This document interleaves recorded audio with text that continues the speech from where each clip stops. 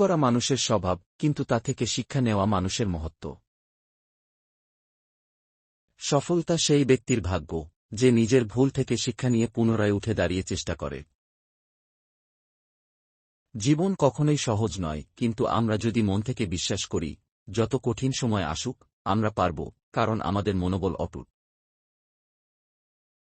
বিশ্বাস রাখুন, আপনি নিজের লক্ষ্যে পৌঁছাবেন। তবে মনে রাখবেন, জীবনে অনেক সময় আপনার পথটি অন্ধকারে মোড় নেয়।